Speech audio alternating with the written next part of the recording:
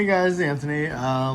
Wanted to do a video on a porch door lock because I was not able to find a lot of resources that I was looking for. So got involved with a property that had I rekeyed all the main locks, and sort of on a little bit of a lark, I said, let me rekey the porch door lock. So obviously this was the thing, you push it and whatever. So it was an abandoned property, so the keys were long gone. So you take it off the door and you end up with the push button, and it would. Jason from SE Lock and Key has a great video about rekeying a Larson storm door, or sometimes I call it porch door lock. And it did cover some elements. It didn't cover exactly what I was looking for, but it did get me like 70-80% of the way. But anyway, so I will put a link to that video. But so this is what I was left with. And so what I recalled was, I remembered from, obviously this is a wafer lock, which are well known to be low security. You encounter wafer locks in filing cabinets, and I thought I remembered that if you pick it, then sometimes you insert a hook pick into the back and pull it out. But then in Jason's video, I think that applies to file cabinets, but or some file cabinet locks. But with this one, there's actually a little retaining thing. You can sort of see it's like a half moon. It juts out. Yeah, it's on the left side here. So, because you don't see it on the right side, but that's what's keeping it from being able to come out of the lock there, or the body. Picking it was very anticlimactic. These are well known to be low security. I don't remember exactly what I used, but just to get it out of the housing. So let's see. So the wafers are up top. I don't know if it's focusing, but the wafers are up top there. It's single-sided. Now, I didn't know anything about this porch door. I actually had some videos or some photos that I was going to show you. But basically what I did was I took a picture of the entire handle, including this push button. So actually pretty much this, which was visible on the outside of the door. I took a picture of it, and then I searched in Google Visual Search or Bing Visual Search, one of those two. I think it was Google, and a head-on shot, and I think I took a slightly off center photo or whatever, but it actually found it. So I determined it was a Wright, WRIGHT lock, apparently, or lock handle, etc.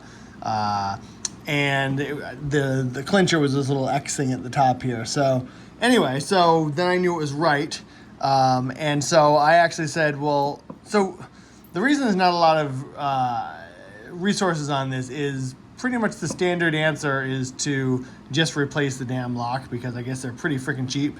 But why do things the easy way? Plus, that wouldn't learn me much. I wouldn't learn much from that. So I thought, well, okay, if there's 4 or 5 wafers, Jason said there's often 5, and they often have depths of like 1 to 4, 1 being a no cut or a slight cut, and 4 or 5 obviously being the deepest. But anyway, so I said, well, why don't I just rearrange the wafers, and then I can just cut a different key, and so I'm technically rekeying the lock, but I'm not using any new wafers or whatever. So I thought I would be clever. Plus, I wanted to learn. So I identified it as a Wright handle and lock. And so then I went on CLK Supplies, and I saw that Wright storm door locks are either WTP1 or WTP2. And so I basically went back to the property and tried it out. So, I tried to get this in. No go, although I know this is the wrong way, and then I tried the WTP1, and no go, but that's probably upside down, and with some effort, it actually did go in. So voila, wow, it actually, okay. So I don't know when I'll use the WTP2s, and arguably I spent more money on 10 WTP1s and WTP2s than I would have just with a replacement lock. But anyway, I didn't find the replacement lock information until later, and again, I wanted to learn. So, all right, so now we have 10 blanks that fit in the lock. That's great. So it comes out of the handle very easily, so let's get rid of that thing. And let's see. So then we need to actually get out of here so we can look at the wafers. So I think I mentioned that picking it was sort of so easy it was anticlimactic. So let me move this out of the way. This is from Jason SE Lock and Key, very helpful locksmith fellow. And it's hot here, so I'm gonna have some coffee. But all right, and I need to move around that without spilling it. So pretty darn easy. I'm not even gonna bother quote picking it. I'm just gonna do raking, and not the best setup, but it turns out it doesn't really matter. So basically, I'm trying to remember what I did. It was pretty much this, and you can use like a wave rake. You can use a ball, half snowman. Could even use a full snowman because the wafers are only one side, or a double ball. But anyway, so I think I did this. All right, well, you gotta make sure your tension wrench doesn't slip out, as always. Maybe I'll go the other way. But basically, you just need to turn it. I swear this worked. I might have grabbed a different tension wrench than I used. So let's do, I don't want to make the table. Oh, and there we go. So that was pretty easy. Like I said, anticlimactic. So now now that you've turned it, the wafers are inside, and you just pull it out. Oh, you got to find the right spot, but you just rotate it. Obviously you don't want to rotate it. Let's see. I should have gone the other way. I knew I was, all right. So there's no plug spinner, I don't think, for these things. I'll try it anyway, and it won't work. Oh well, all right. So I got to pick it the other way. That was unfortunate, but here we go. So let's see. All right. So you know what? So you don't have to watch me do it again. I've already made a key.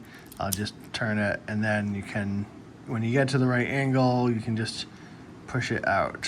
Where is the right angle? Oh, all right. So what we remember here actually is that, all right, so you know what? For the sake of completeness, we'll do this. But what I forgot is the retaining wafer in the back. So let's do it for realsies. This time I'll use the double ball, and it's the usual raking. I'm trying to do this like around the camera. Said every lockpicking person on camera ever. Oh, I got it. All right. So, all right. And so we'll rotate a little bit, and then we need to get the little retaining wafer out of the way. So that's why this is, you can use anything. This is probably a more expensive option. You could just use a flathead screwdriver, but this is what I had handy. This is the Covert Instruments Traveler Hook. Way overpriced, I'm sure, for what it is, but doesn't matter. So, all right. So I'm trying to slide this thing out of the way.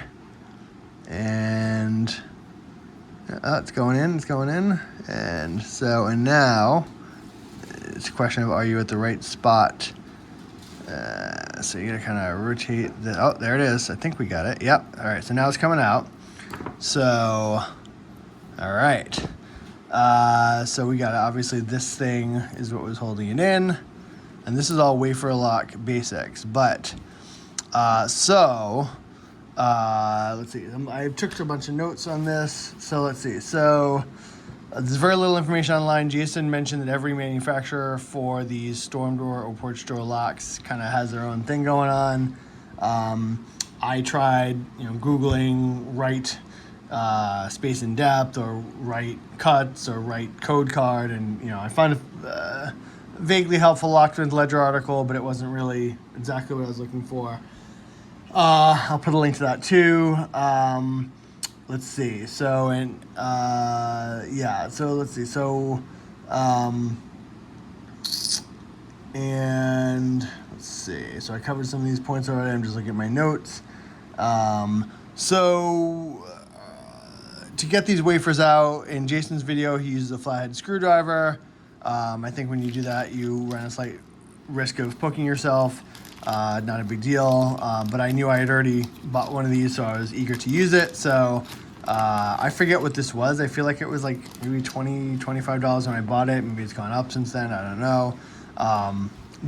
Yeah, so it's basically no instructions, because like a lot of locksmith stuff, you're expected to know or have someone else in the shop teach you. So basically so this is the part that that ejects, that pushes the old wafers out, and then this one is for getting it back in. I don't want to do all of them, but just to show you what's involved. So let's see. So I think, I'm trying to remember now actually. I think, let's see. So it's got to go out. So I think I need to do, so I'll do the last one. So we do this, you get it in here, and then you just do, and it should be easy. So just do, all right. And the reason I'm holding my hand like that is that there's tiny little springs, and what I learned is that the tiny little springs get lost. So, so I took all 5 out, because again, I wanted to rearrange them to, quote, rekey the lock. So I don't know if you can probably see, maybe you can see the tiny little spring down in here, and that's what causes the wafers to push back out and block the cylinder from turning. So here's a wafer, and so when I saw this wafer, I said, oh, that's exactly like the cabinet locks. So I'm gonna put that back in before I lose this little spring. So to get it back in, so the spring pushes up on this little, I don't know if we call it a foot or an arm, little protrusion on the side here. And that's what causes it to pop out and block the cylinder from turning. Whereas the window, what I call the window, is actually set at different, that window slides up and down depending on the depth of cut in the key, so that the, to get all the wafers flush with the cylinder and allow it to turn. So anyway, so putting it back, the little arm protrusion thing has to go on top of the spring. When I was first looking at this, I thought the position of the arm protrusion had something to do with the cut. I don't think it does. I think it's entirely the window, because the key sits in the window. So, it's like that or like that, so it has nothing to do with the little arm protrusion thing. That's just the spring. And I think maybe this little bump on the top, I don't know if you can see it, that little bump on the top, that might have to do with like the little bit of pressure that you need to pop it out or pop it back in, as we'll see in a second. So I'm going to put it back in. And so, all right, so now I need to pop it back in. So let's go. So, and that looks good. So let's just, well, all right. So I don't want to be anticlimactic. So I'm assuming that I only took one out. I put one back in. It should be good. So let's see. So then I had a lock. I dumped all the wafers. I kind of rearranged them. And then I knew I had a WTP1 blank that would fit. So then the question was, well, now what do I do? Like, first of all, like, in the ideal world, I would say, well, these are wafers, and I'd have like a code card with like cuts, and I'd sort of like, I could impression it, but like that takes forever, and I'm not the best at it, and I'd have to put it back in the lock and yada yada, and that was like the slow last resort method. And even the locksmith ledger article said that's your last resort. And actually the wafers are often so fragile and cheap that impressioning can actually damage them. But anyway, I did look at my wafer pack from cabinets and saw that, lo and behold, they were actually the same wafers. So that was interesting. That's actually, I got one of my replacement springs from here. But yeah, I don't think that's really that relevant, other than there were 5 cuts in this particular kit.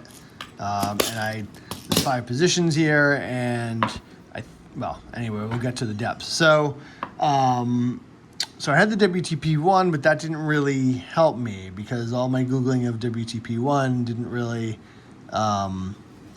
help me. So let's see. So I remember what I did. So I put the blank in when I had the wafers out. or I don't remember. I think when I had them out, I put the blank in. Oh, that's right. So one minor thing is that you put the blank in, and the shoulder is actually, you would think that the shoulder would stop here at the face, but it actually goes in a little bit because the real stopping point for the shoulder is a little bit in. So that was slightly tricky. But basically I said, well, let me see what the difference is, in order to try to figure out what code card or whatever, like what I'm dealing with. Let me measure the spacing to the first cut and then the spacing between the cuts, and let me see if that gives me any useful information. So again, the first cut, a little tricky since the shoulder goes in, not here, which is the face. It actually goes in a little bit further, you can see. So it looks like it goes into maybe here, maybe slightly further. So yeah, so the space of the first cut was a little harder to tell because I'm trying to insert slowly and guessing where it's going. Now that I do it, it actually seems like maybe it's here. I don't know. I could rip the face off, but I didn't want to do that because I didn't want to have to try to get it back on later. But anyway, the interesting thing was, so basically I broke out the micrometer and said, let's see, and I said, let me measure the spaces between the cuts. Get rid of this, okay.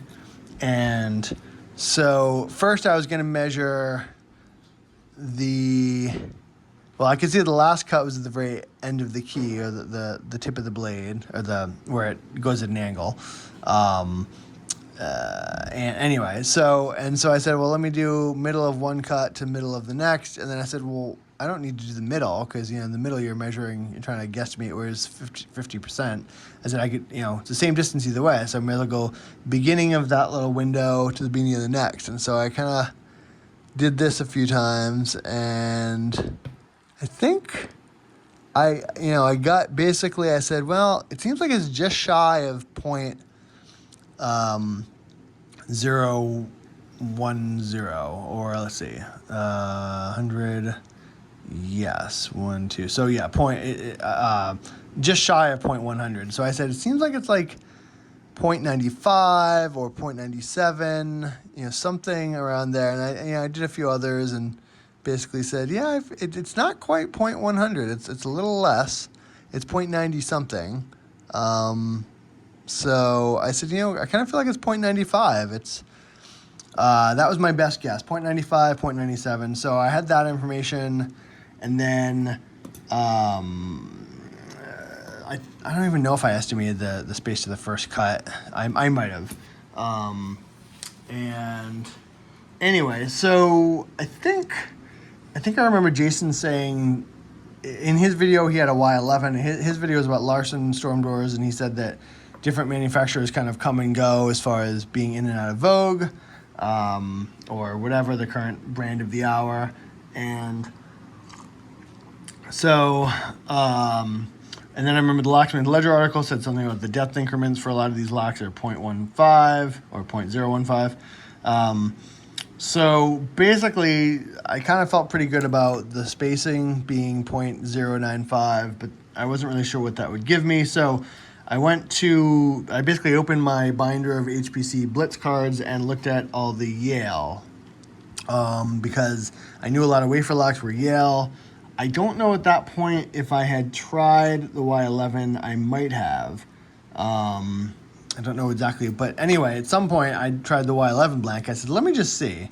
And lo and behold, the Y11 blank fit. And I said, well, that's weird. Why? I mean, I'm happy it fits, because that gives me a little bit more. Yeah, I must have tried this before I went for the code card. So I tried this and it fit, which surprised me, but I was happy. And I said, okay, I don't know why I spent money on the WTP1, but that's because I didn't know better, because they seem pretty darn similar. They're not exactly the same, actually. It turns out the WTP1 is a little less tall, but since you're making the cuts from the top, it doesn't really matter. The point is the milling is exactly the same. But yeah, so the Y11 fits. So that was interesting. So I went to my code machine. I'm trying to remember. Oh, I looked at all the Yale code cards, and there was only one that had in the blanks section, it had Y11. And so up here it says blanks Y11. And then I looked at, I saw, ooh, hold on, what's this? 0.95 is the space between, or 0.095 is the space between cuts. And I said, ooh, the spacing increment, that's kind of like dead on. I kind of saw that. So like Y11, 0.095, I'm kind of liking what I'm seeing here. The depth increment was 0.020, but whatever. Like I said, the locksmith ledger article said 0.015, but I don't care. But the spacing, I didn't know anything about the depth, but the spacing seemed perfect. So, and then I think I might have said like 0.125. Let me see if that looks right. So I did 1, 2, 5, and then, I kind of put it up to where I thought the shoulder would be, midway there. And I was like, yeah, I could definitely believe that the shoulder would stop just there, and then space to the first cut would be like that. Seemed to also make sense. So I was like, all right, we could be in business here. So, because I know Y11 fits. So then what I did is I cut ones. So I did a 1 cut. There is no 0 cut. So I did a 1, and I remember Jason saying that a 1 cut for these is usually like no cut at all. I was hoping it would be a slight cut. Turns out I was right, because I did a 1 cut in each position, and just like when you do 0 cuts on this SC1 blank, you get the slight dip. You can see it.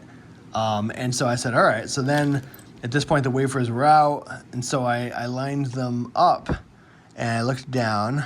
Or no, maybe the wafers were in. I forget. I think the wafers were in. And I said, ooh, it actually does look like the wafers are fitting in each of those little cuts. A little bit on the left side, but they seem to line up. So I said, this is looking pretty good.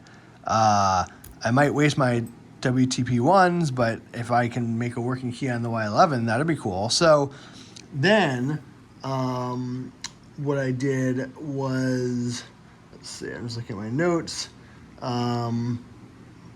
Yeah.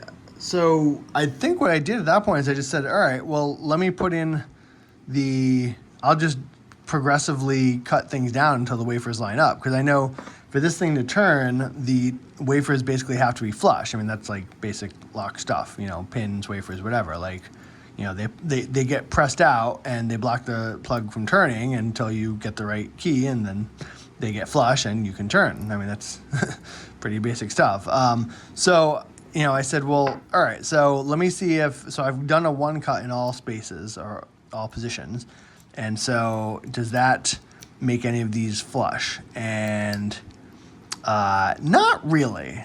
I didn't feel good about that. So if you can see that, but it is not, none of these are flush. So I think my initial guesses were, I was guessing like maybe this is like a 1-3. I was like, maybe it's not a 1, like a 2-4, 2-4, 2 or something like that. Just based on that those would be the cuts that would correspond based on how much the wafers are popping out. Because obviously if the wafer pops out more, to get it to be flush, it has to be a deeper cut. So pops out a little bit, I said, well, maybe that's a 2. Can't be a 1, because otherwise it would already be flush. 2, I said, I don't know, 4, 2, 4, 2. And so I cut all 2s. Actually, maybe I just did 2 and then nothing, 2 and then nothing. I forget. But let's say I did all 2s. So I did all 2s, and these kind of looked relatively flush at that point. I was not certain about the last one. I thought it looked kind of flush, but I also thought, it also looks like it might be slightly higher than the others. And again, the depth increment is 0.020. So let's look at that on the micrometer. 0. Hey, we haven't gone very far. 0.20. So that's pretty small. It's not nothing, obviously, but it's pretty small. So, the difference between a flush wafer and a wafer that's 1 position off, 0.020, you could easily. But I said, all right. So before we deal with the last position, let's work on these positions 2 and positions 4.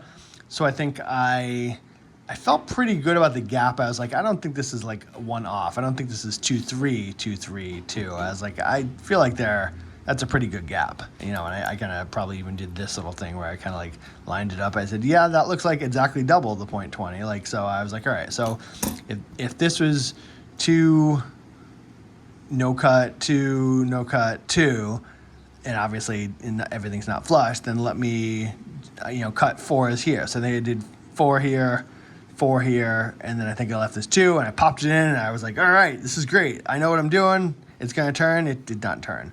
So inside this little thing, there's these grooves, and that's basically where the wafers get trapped when they're proud or not flush with the cylinder. So, you know, I could force it, but, you know, and it would just go over those into the next one, but it wasn't smooth. It didn't turn. So back to the drawing board. So I then took I think at that point it was 2, 4, 2, 4, 2. And I said, all right, well, I think I still was a little uncertain on the last one, but I said, all right, let me do, there's only 5 depths. So I changed these to 5. So that was 2, 5, 2, 5, 2. And I thought, all right, I got to be done at this point. Come on, this is just a stupid storm porch door thing. Come on. So I put it in and didn't really turn, which kind of surprised me. If I forced it a little bit, like it would turn, but I'm like, And I said, well, you know, this is all theoretical. I don't know if these are even the right depths, although I guess I was checking whether it was flush, so I felt pretty good. So I said, you know what, let me tackle that last one, because, you know, that last one's been bothering me since the beginning. So then I did 2, 5, 2, 5, 3. I cut this last one more depth, and that actually was what worked. So amazingly, that worked. But, oh yeah, it's gotta go this way. And so, yeah, at that point it was pretty flush, looks pretty good. I was like, okay, cool, I'm done. So, at this point you can just see, you go here, and we're in. I think we're in. Wait, why you no turny? What did I do? I swear to God this worked. I think I put it in wrong. Well, this is a learning experience. So, yes, let's just fix that. I think I was not paying attention because I was talking probably. All right, so let me let's see, how does that go like this? So I would like that to be up. Okay, so anyway, so I did, you know, okay, so that's kind of right. All right, well, it certainly turns more than the blank does, so I'm trying to remember. Yeah, that's right. It says, yep, so there's a stop on the left. I remember this now. So, all right, yeah. And then obviously if you have a blank that's not cut, it does not turn at all because the wafers are blocking it. So that was good. I had a working key. It did slightly bother me that, you know, I bought 10 of these WTP ones. I'm like, well, you know, I knew that the height difference was slight, and I said, but the milling is the same because obviously they both go in. And I said, well, you know, just because the Y11 is slightly taller on the blade, but if you're doing the cuts from here, like, you know, and the wafer is getting raised up to the cut level, then, like, I don't think it really matters. So I was like, all right, I'm just gonna try doing the same 25253 on the with this card and the WTP one, and amazingly, the theory was correct, and it actually worked.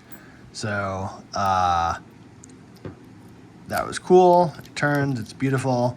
And I think that's pretty much it. I guess I wanted to make the video because there's like pretty much no information about this as far as like cuts or like key blanks, obviously. Like, it's just if you can even find any resources, they're pretty much like, yeah, just replace the stupid lock. And it's like, that's probably the smart choice, to be honest, but I wanted to learn more, and I guess initially I thought, well, I'll just rearrange the wafers and then do cuts. And then I was like, well, yeah, but cuts on what key blank?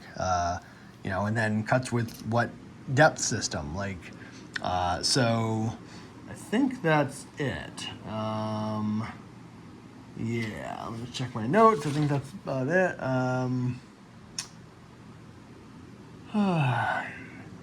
Yeah. Oh, originally I thought I might end up having to hand clip these, which I was willing to do if I didn't find a code card that kind of worked. By worked, I mean like if I did, if I did that successive cutting thing where like I went, all ones and then nothing was flush, and then I said, all right, now let me do all twos and see if nothing is flush. And instead of being flush, if it was now like some of them were too deep, I would be like, all right, well apparently those are not the right depth. Those depths are not correct. So, if I couldn't find a code card, if nothing had if the Y11 didn't fit and I couldn't find a code card with Y11 on it, then I might have had to just hand clip out, which is apparently very common in wafer locks. Just because I think each one of these little lines is 0.5, and so it's pretty much the same thing. You just kind of, you measure your positions. To measure the position, what I would have had to do is I would have popped up all the wafers. And then put a blank in, and then I don't know if I would go with like a diamond point thing or like a little marker, one of those permanent like fine pointy markers. I forget what they're called, pico markers or something. But basically just to get the spacing correct. And then I would have, I guess, had to just hand clipped like repeatedly. I would have done the first position, clippy, clippy, clippy until it looks flush, and then clippy, clippy, clippy. I'm glad I didn't have to do that, but I would have done that if I had to, if I couldn't find a code card. But so I guess this is a very long video to say I'm very happy that the Wright W-R-I-G-H-T that door lock does work with this Yale Disc code card.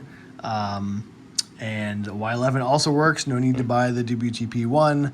And I suspect the same is probably true of the Larson door locks, because Jason used the Y11 in his video. So I don't know for sure, but I'm going to guess the wafers are the same, and the blank is the same. So I'd guess that maybe this is the code card to use for that. Yeah, so anyway, and that's probably about it. I used my stamp to say porch on it, so just to make it clear to the other people accessing the house. And let's see, yeah, so that's it. So this is recording knowledge that will be infrequently used, but if I have to use it in the future, I will be happy that I did. So thank you very much, and I'll see you out there. Thanks.